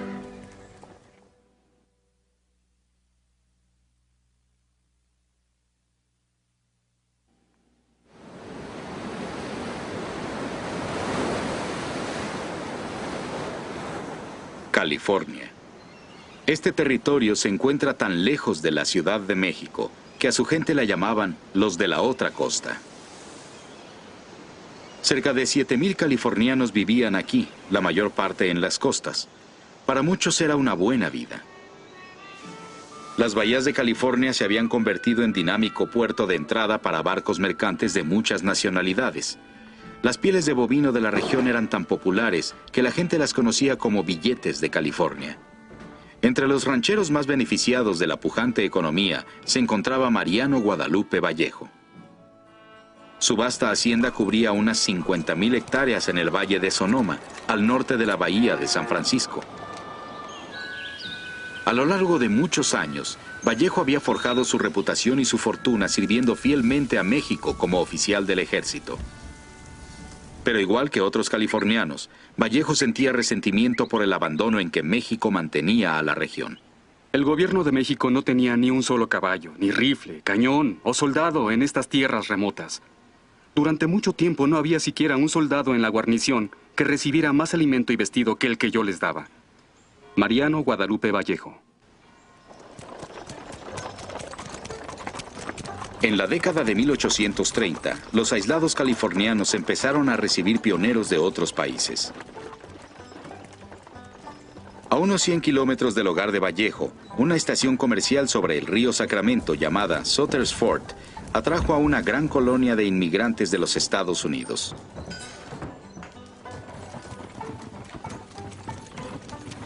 Año con año, más y más carretas atravesaban la cordillera. La marea de gente se elevaba, en parte por las hazañas de un hombre llamado el descubridor de veredas. El capitán John Charles Fremont era arrogante y temerario, pero también era uno de los exploradores más famosos de su tiempo. Debía su reputación a la pluma de su esposa Jessie, una talentosa escritora que editaba sus bitácoras en libros que inspiraron a miles. Nuestros vecinos consiguieron la historia escrita por Fremont de California y Oregón. Le trajeron el libro a mi esposo para que lo leyera y él también se emocionó con la idea. Yo le dije, no vayamos para allá. Nuestros vecinos, algunos de ellos ancianos, tenían familias numerosas, pero eso no hacía la menor diferencia. Vendimos la casa y todo lo que no pudimos llevar o vender, lo regalamos. Y así nos unimos a los demás para viajar a California. Mary Annie Jones. Mariano Vallejo tenía sentimientos encontrados respecto a la creciente colonia de norteamericanos en California. Vallejo sabía demasiado bien lo que había ocurrido en Texas cuando los colonos norteamericanos excedieron en número a los mexicanos. Vallejo se sentía fascinado con los estadounidenses porque para él ellos representaban un conjunto de ideales republicanos que había perseguido desde su juventud, del tiempo en que había leído a Rousseau. Por otro lado, también sabía que los norteamericanos amenazaban el bienestar de California. En diciembre de 1845, los californianos estaban tan desconcertados como preocupados cuando el capitán John Charles Fremont y 65 hombres fuertemente armados se encaminaron a través de las montañas nevadas hacia Sutter's Fort. Supuestamente el capitán estaba en una misión cartográfica para los Estados Unidos, pero sean cuales fueren sus talentos de explorador, Fremont no era nada diplomático. En una disputa con las autoridades locales, el impetuoso capitán plantó una bandera estadounidense en la cima de una montaña, donde todos podían verla. Los californianos se pusieron furiosos y Fremont solo pudo evitar una pelea dirigiéndose al norte hacia Oregón. De todos modos, el incidente puso de manifiesto una verdad patente. Su provincia estaba lista para ser tomada por asalto. México no podía protegerlos. Algunos hablaron de independencia, otros de aliarse a Gran Bretaña o a Francia. Mariano Vallejo opinaba que la mejor opción para California era una alianza con los Estados Unidos. Depender por más tiempo de México para que nos gobierne y nos proteja sería absurdo. ¿Por qué razón habría que temer el incorporarnos a la nación más feliz y más libre del mundo? ¿Una nación destinada muy pronto a ser también la más pudiente? La favorable opinión que Vallejo tenía de los estadounidenses muy pronto sería puesta a prueba. 3 meses después de plantar su bandera en las montañas, el capitán John Fremont cabalgó de regreso a Sutter's Fort. Para ese momento, los pioneros norteamericanos de la región estaban ansiosos y enojados, seguros de que se les obligaría a abandonar California. Nadie sabe por cierto si Fremont tenía órdenes o actuaba por su propia cuenta, pero el capitán sugirió un plan. Si los pioneros tomaban prisioneros a unos cuantos californianos influyentes, probablemente desatarían una serie de eventos que terminarían por poner a California bajo control de Estados Unidos. Al amanecer del 14 de junio de 1846, el sueño de Mariano Vallejo fue interrumpido por una banda de pioneros estadounidenses que golpeaban su portón. Uno de ellos describió más tarde a sus compañeros. Casi todo el grupo vestía camisas de piel para cazar. Muchos estaban bastante grasientos. Su aspecto era tan burdo como uno podría imaginar. Cualquiera se hubiera sentido mal de caer en sus manos. Vistiendo su uniforme militar, Vallejo se enfrentó al grupo. ¿A qué felices circunstancias debo atribuir la visita de tantos personajes exaltados?, dicen que preguntó Vallejo. Los hombres declararon que establecerían una república independiente en California. Arrestaron al general Vallejo y lo obligaron a firmar una capitulación oficial. Después los estadounidenses se abrieron paso a la cava de Vallejo. Muy pronto se estaban gritando entre ellos, sumidos en un beodo debate sobre la redacción de su Declaración de Independencia. Hoy hay que elegir lo que seremos, dijo uno de ellos. O somos bandidos o debemos ser conquistadores.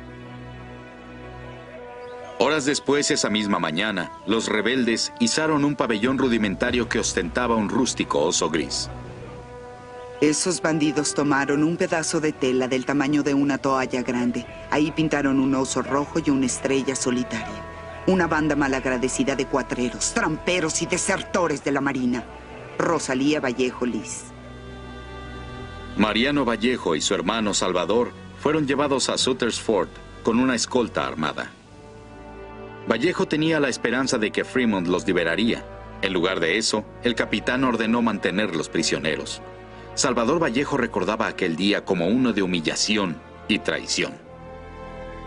Mi corazón estaba destrozado por mi hermano.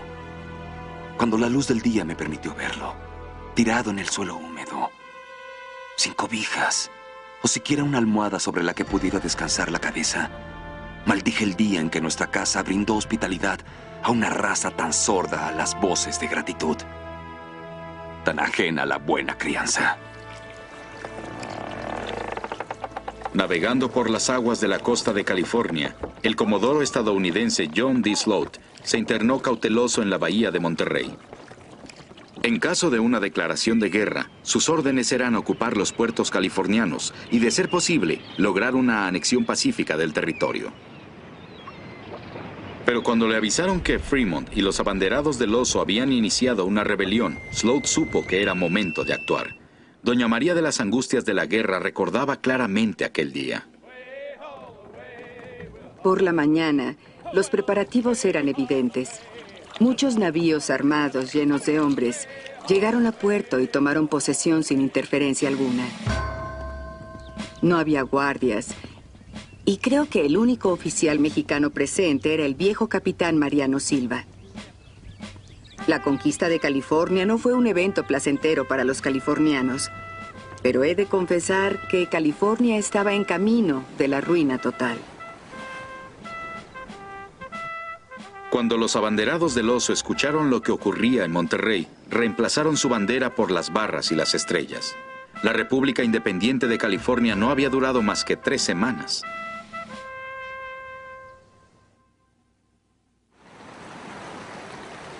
Cinco meses más tarde, en diciembre de 1846, los exhaustos soldados de Stephen Kearny finalmente llegaron a San Diego. La travesía de casi 3.000 kilómetros a través del continente los había llevado a la guerra encarnizada. Los californianos habían organizado una defensa contra la ocupación estadounidense. A solo 70 kilómetros de la costa, cerca del pueblo de San Pascual, las tropas de Kearny sufrieron muchas bajas en un enfrentamiento con los hábiles lanceros californianos.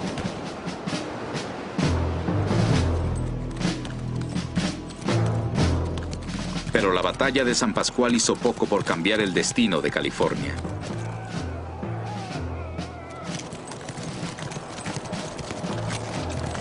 A fines de diciembre, las tropas de Estados Unidos avanzaron sobre Los Ángeles. En San Gabriel y luego en La Mesa, los valientes californianos pelearon ferozmente, pero sin gloria. Este fue el último esfuerzo que los hijos de las Californias hicieron a favor de la libertad e independencia de la patria, cuya defensa siempre les hará honor. Guillermo Prieto. Para cuando Mariano Vallejo supo de la caída de Los Ángeles, ya estaba de regreso en Sonoma, recuperándose de sus 6 semanas de cautiverio en Sutter's Fort. Abandoné Sutter's Fort medio muerto y llegué aquí casi sin vida. Pero ahora me encuentro mucho mejor. He pagado caro el cambio político en mi persona y en mi espíritu, al igual que en mis propiedades. Todo está perdido y la única esperanza de recuperarlo reside en trabajar una vez más. Pese a estar tan desilusionado de los Estados Unidos como de México, Mariano Vallejo tuvo que elegir una vez más.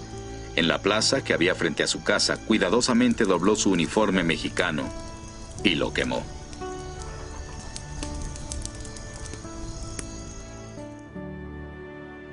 La guerra en los territorios remotos había terminado, pero aún con California y Nuevo México bajo el control de Estados Unidos, el presidente Polk se enfrentaba a un frustrante predicamento. Ya tenía los territorios que quería para los Estados Unidos, pero no podría quedárselos a menos que México capitulara. Y México no estaba dispuesto a hacerlo. Pero la invasión estadounidense a México se llevaría a cabo en varios frentes. Desde Santa Fe, el coronel Alexander Doniphan conduciría 900 voluntarios del Missouri hacia Chihuahua. El general E. Wool marcharía hacia el sur desde San Antonio, y el general Zachary Taylor prepararía su ejército para una ofensiva masiva aquí, en el río Bravo.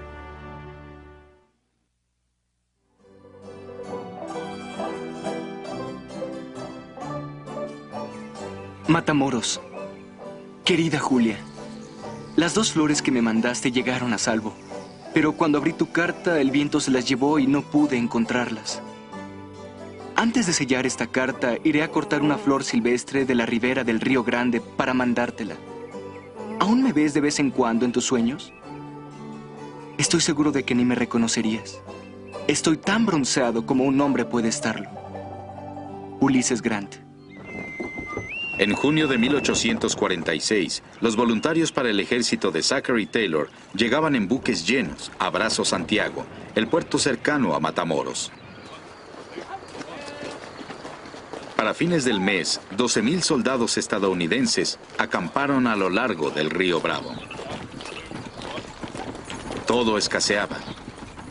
Zachary Taylor tenía entonces menos carretas que las que tuviera antes en Corpus Christi, aunque su ejército se había triplicado. El presidente Polk estaba conduciendo esta guerra con un presupuesto limitado, y Taylor se quejaba de la falta de apoyo de Washington. El éxito que tuvo el general en el campo de batalla había esparcido rumores de que contendería por la presidencia, y Taylor se preguntaba si era víctima de intrigas políticas. Podría suponer que, entre los altos funcionarios, existía la intención de aislarme. Por designio o incompetencia, la gran fuerza que hoy comando tendrá que regresar a casa sin haber logrado nada. La responsabilidad la harán recaer sobre mí, General Zachary Taylor. A pesar de las carencias, Taylor continuó la campaña. En julio ordenó a sus tropas que avanzaran sobre la aldea de Camargo, subiendo por el río Bravo. Desde Camargo, Taylor planeaba marchar sobre la ciudad de Monterrey, hacia el sudoeste. Parte de las tropas navegaron por el río, amontonadas en deterioradas embarcaciones de vapor. Otros sufrieron la brutal travesía por tierra. Marchábamos bajo un sol ardiente y sobre la arena calcinante. No había caído ni una gota de lluvia, y no había escape del polvo que se colgaba de nuestras cabezas con una densidad asfixiante. Capitán John Kelly. En Camargo, los soldados no encontraron resguardo. La ciudad estaba rodeada de cantera que irradiaba un calor sofocante. Además, una creciente ocurrida en la primavera había contaminado el agua potable. La mayor parte de los voluntarios no sabían nada sobre las medidas sanitarias que requería un campamento. Muchos se enfermaron. Pronto empezaron a morir. Hombres que habían abandonado sus hogares para sacrificarse en gloriosas batallas. En lugar de eso, morían sufriendo las inclemencias de la diarrea y la disentería. Difícilmente pasaba un día en que los sordos tambores no anunciaran la partida de uno o más pobres diablos a manos del chaparral. La marcha fúnebre retumbaba constantemente en nuestros oídos. Otro joven oficial llamado George McClellan estaba horrorizado. Mueren, decía, como perros. Los soldados aseguraban que la marcha fúnebre se oía tan frecuentemente que los ruiseñores la cantaban al paso de las tropas. 1 de cada 8 soldados, 1,500 en total, perecieron en Camargo. Casi tantos como caerían en batalla durante la guerra entera.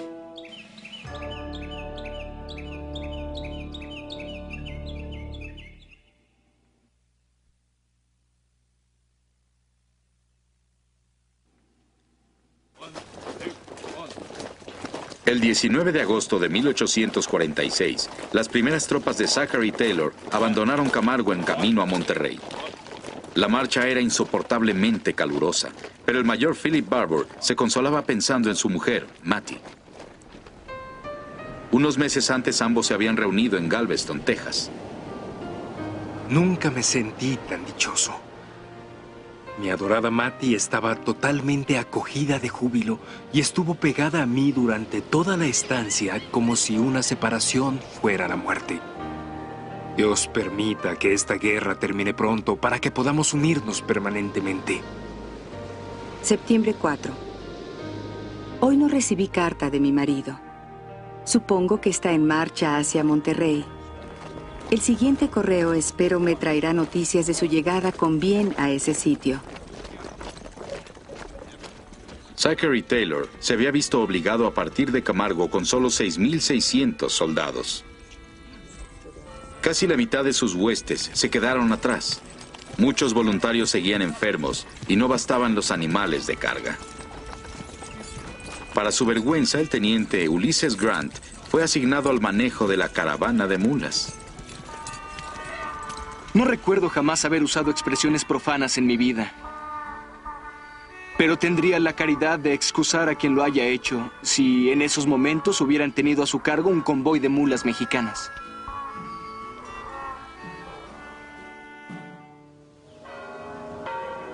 En Monterrey, la ciudad se preparaba para la defensa. La capital provinciana, una ciudad de 10,000 habitantes, había recibido refuerzos de más de 7,000 soldados bajo el mando del general Pedro de Ampudia. Ampudia y muchas de sus tropas habían luchado en Palo Alto y Resaca de la Palma.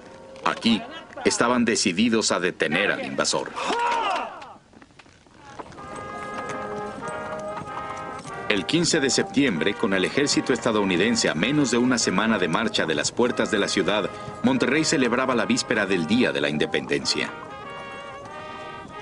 Así, al frente de un enemigo orgulloso con sus victorias, en medio de los temores, la noche del 15, cuando reviviendo nuestros más tiernos recuerdos de independencia y de familia, las bandas militares anunciaron la hora solemne en que se proclamó nuestra existencia como nación.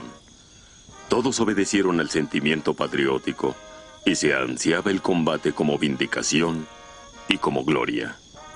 Guillermo Prieto.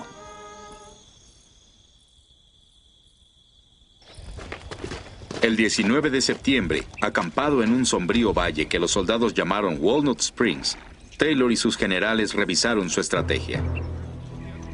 El ejército de Estados Unidos estaba muy dentro del territorio enemigo y enfrentaría una ciudad con defensas bien protegidas. Taylor decidió llevar a cabo un plan riesgoso. Dividiría a su ejército en dos. Mientras Taylor dirigía un ataque de distracción por el costado oriental de la ciudad, el general William Worth atacaría por el occidente. Ahí, Worth capturaría las tierras altas sobre las dos colinas llamadas Federación e Independencia. Cortarían el camino a Saltillo y con él toda esperanza de refuerzos para el ejército mexicano. Esa noche, el mayor Philip Barbour y sus compañeros se preparaban para la batalla. La ciudad debe caer, y probablemente será la bayoneta quien haga el trabajo. Es de esperarse una inmensa carnicería. Sin embargo, me siento tranquilo y concentrado, pues hace tiempo que me hice a la idea de que mi vida le pertenece justamente a mi patria, y que nadie puede privarme de ella ni preservarla, excepto la voluntad del gran Dios que me la otorgó. Mayor Philip Barbour. La mañana del 21 de septiembre, las tropas estadounidenses lanzaron un ataque de distracción por el oriente de la ciudad. Casi inmediatamente, el plan de Taylor se hizo trizas. Por la falta de experiencia, los comandantes se acercaron demasiado a las posiciones defensoras, conduciendo a sus hombres a un fuego cruzado infranqueable. Los disparos de las armas mexicanas atravesaban el campo en 3 direcciones. Nuestros soldados saltan los parapetos. Sobre los cadáveres de nuestros enemigos, entre el humo de su sangre impura, sube a los cielos el grito victorioso de ¡Viva México!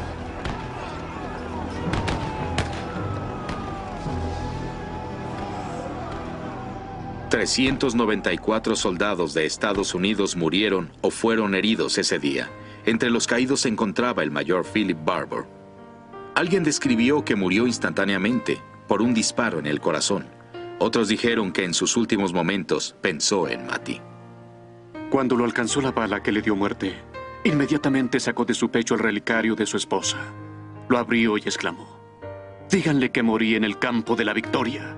Lo puso en sus labios e instantáneamente expiró. Capitán Kirby Smith.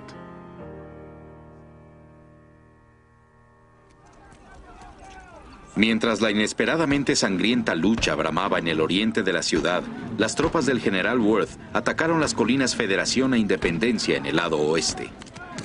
Las batallas se libraron a muerte. Más tarde un ranchero tejano diría: «Nunca más he llamado cobarde a un mexicano».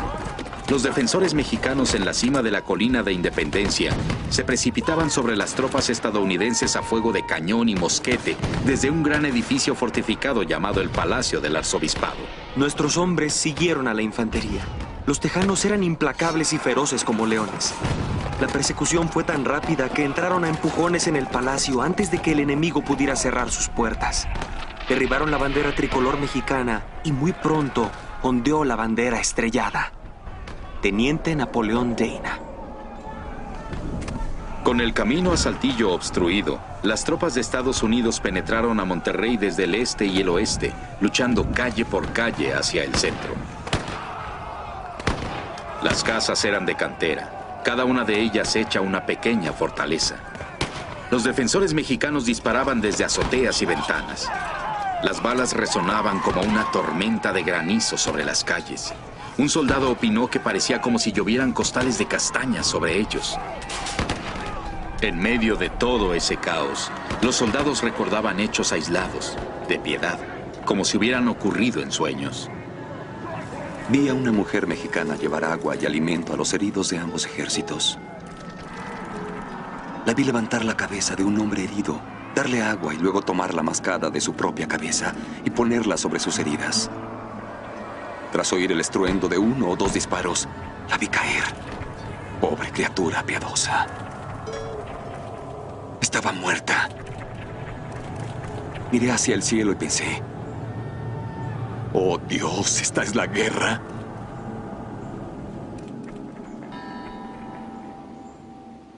A media tarde, los soldados invasores casi habían llegado a la plaza central. Los cañonazos se acercaban peligrosamente a la catedral, donde se almacenaban municiones y explosivos. Esa noche, el general Ampudia pidió una tregua. Taylor exigió rendición incondicional, pero prometió términos generosos. Ampudia hizo lo que pudo. Persuadió a Taylor de aceptar 8 semanas de armisticio. Los soldados mexicanos lograron conservar todas sus armas, excepto los cañones pesados.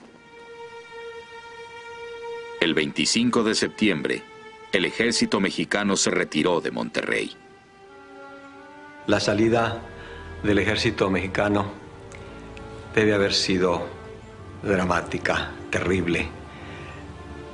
Quizá me recordaría un poco la salida de Tenochtitlán al terminar el sitio por Hernán Cortés, de la caravana doliente y despedazada, arrastrando su miseria y llevando consigo sus enfermos o sus heridos y sufriendo la carencia de todo para alejarse, para cumplir con un convenio denigrante o honroso tal vez, pero terrible. Cuando Polk recibió la noticia del armisticio, se puso furioso. Si el general Taylor hubiera capturado al ejército mexicano y lo hubiera privado de sus armas, probablemente hubiera puesto fin a la guerra con México. Pero el presidente fue obligado a tragarse su decepción. El resto de la nación celebró la batalla de Monterrey como una victoria gloriosa.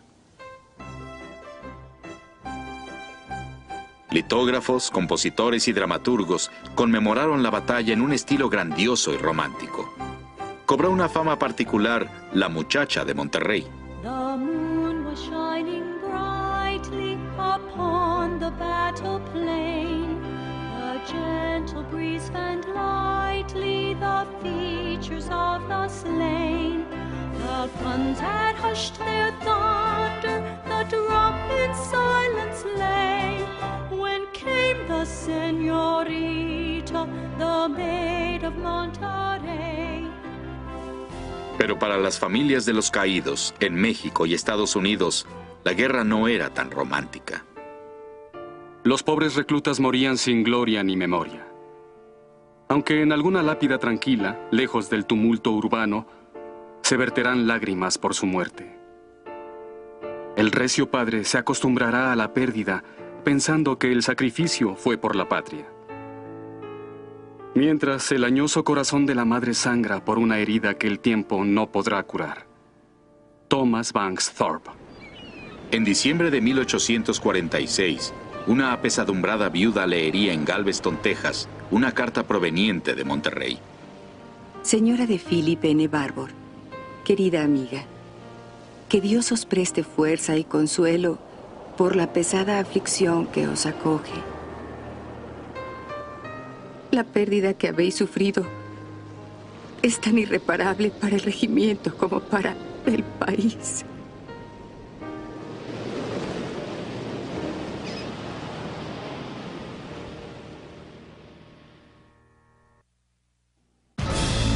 Para el otoño de 1846, había en México quien se preguntaba si Dios había volteado la espalda a la nación mexicana.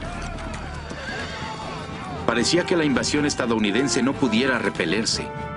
Aún así, México ni capitularía ni negociaría. En Estados Unidos, el presidente James K. Polk necesitaba desesperadamente concluir esa guerra. Se requería una nueva estrategia, algo audaz y decisivo. Un ataque al corazón mismo de México, nada menos que a la gallarda Ciudad de México. La operación estaría a cargo de quien muchos consideraban el más brillante soldado de todo el ejército de Estados Unidos, el general Winfield Scott. Pero entre Scott y la Ciudad de México se interpondría el único hombre capaz de unir a México y repeler al invasor. El general exiliado y expresidente de México, Antonio López de Santa Anna.